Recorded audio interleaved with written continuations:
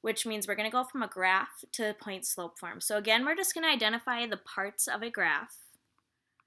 That's what characteristics means, just parts, different parts of it. And translate means to change. So we're going to change this graph into an equation, but it's going to be in point slope form.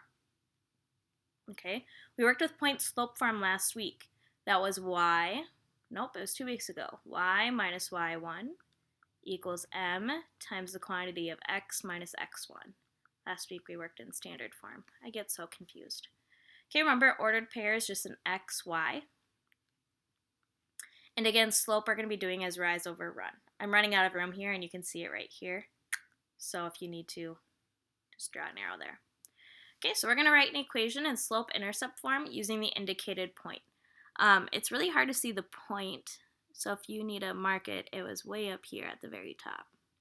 Okay, so first thing we're going to do is find the slope. So we're going to do rise and run just like we did on the other side. So here's a point here, and then a point here.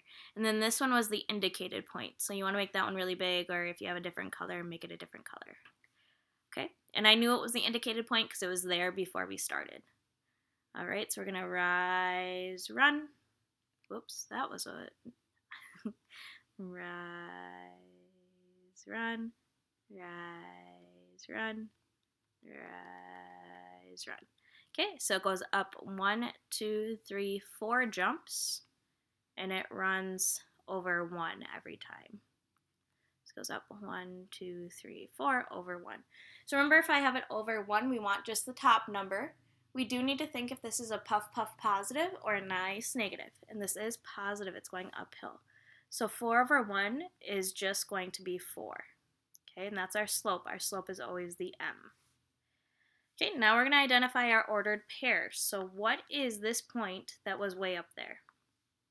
Okay, so on the x-axis it's 1, positive 1.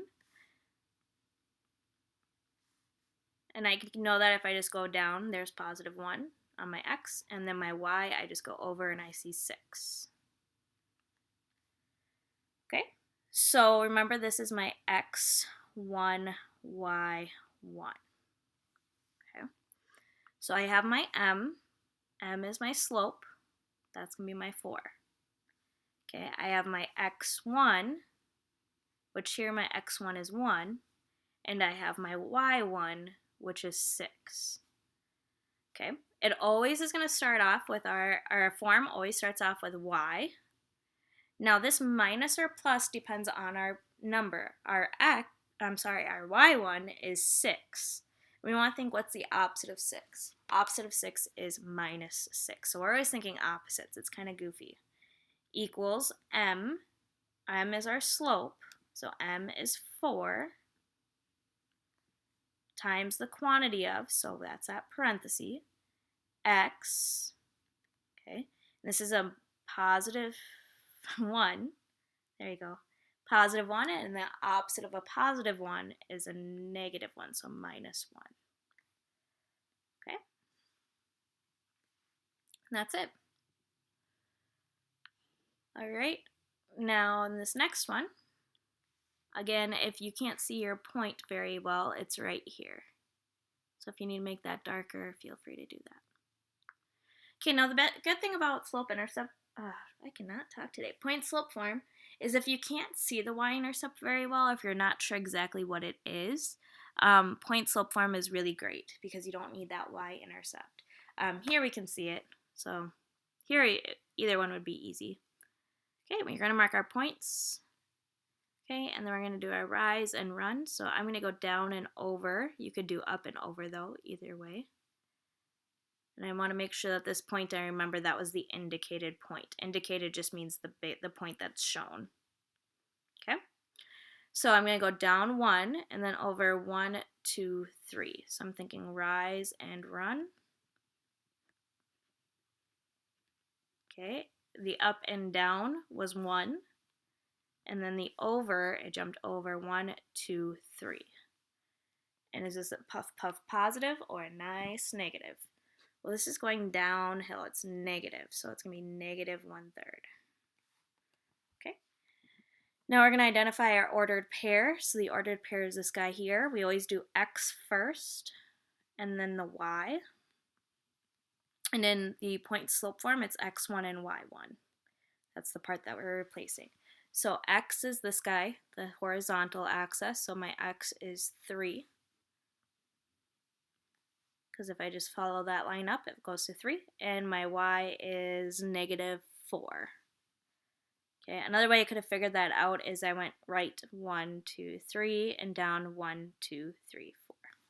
Okay, so now when I write this equation, I like to start with y and then equals and then something x. That just helps me put things where they need to go.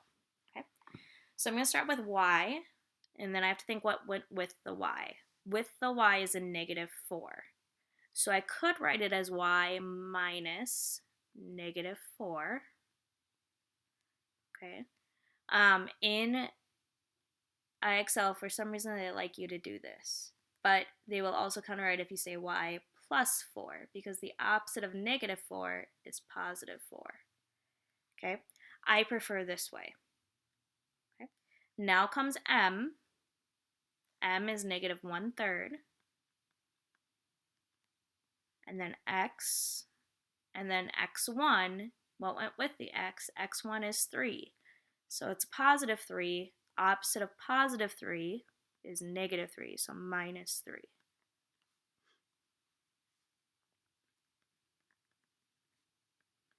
Okay, either one of these is right. I like this one better because it's a little bit more formal. More mathematicians will understand this one. But in IXL, for some reason, they do have you type it in this way for the first few. I think once you get to a score of 25, they switch it over to this way. Okay. All right, last one. Okay, we're going to write the equation of this line in point slope form using the indicated point. Indicated point just means which point is given to us.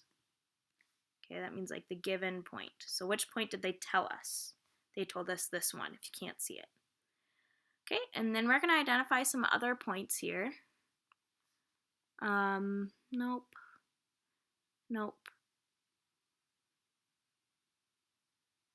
Not quite that one. I think it's right at the 6 here, up here.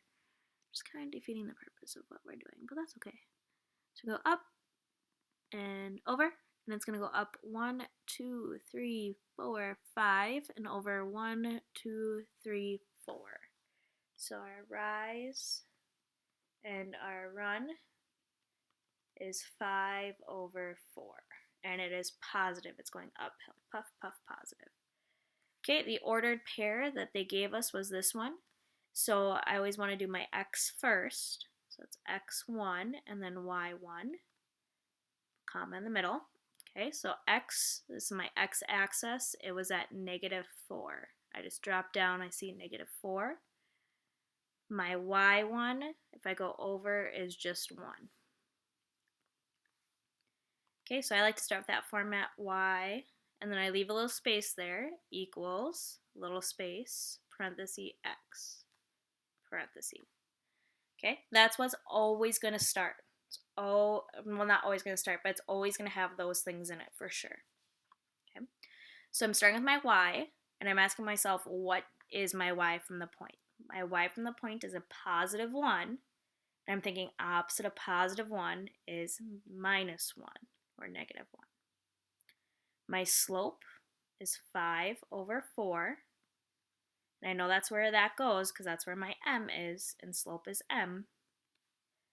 Okay, x, so I think what is the x with the point? The x with the point is a -4. So I think what's the opposite of a -4? That would be a +4, so we're going to say +4. So with point slope form, we're always thinking opposites.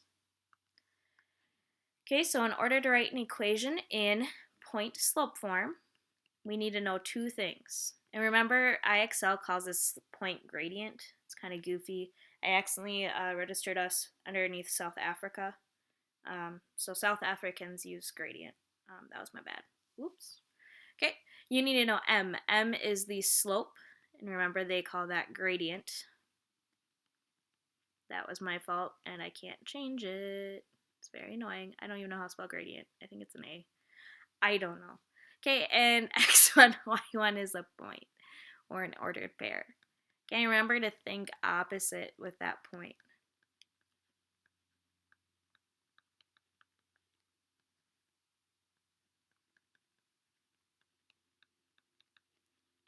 All right, and that's it.